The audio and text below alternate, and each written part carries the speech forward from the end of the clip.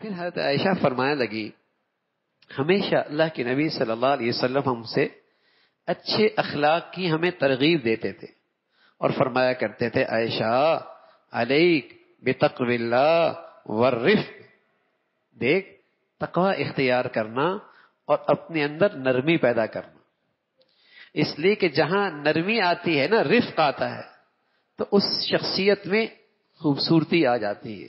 یہ نرمی اس کے اندر زینت کا باعث ہوتی ہے، خوبصورتی کا باعث ہوتی ہے، سختی نہیں.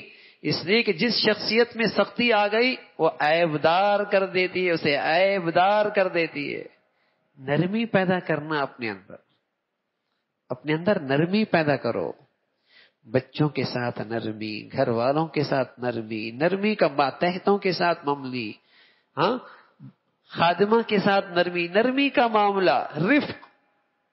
حضور علیہ الصلوۃ والسلام فرمانے لگے جس گھر کا اللہ بھلا چاہتے ہیں، جس گھر میں اللہ بھلا چاہتے ہیں اس گھر میں اللہ نرمی کو ڈال دیتے ہیں، یعنی گھر والوں میں اللہ نرمی پیدا کر دیتے ہیں.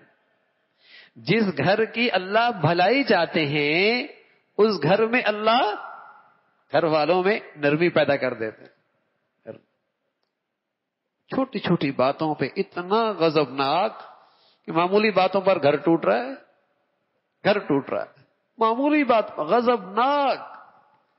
بلکہ بڑوں کے تو بیچارے اعصاب کمزور ہو گئے، غصہ بھی سمجھ میں آتا ہے. آج کے نوجوانوں کا تو غصہ کنٹرول میں نہیں ہے،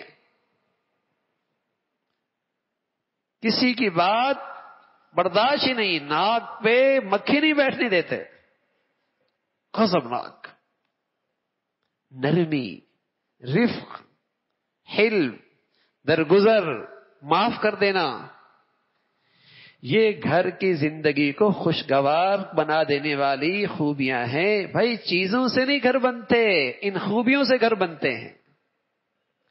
اچھے گھر اچھے ساز و سامان سے نہیں ہوا کرتے، اچھے گھر اچھے اخلاق سے ہوا کرتے ہیں.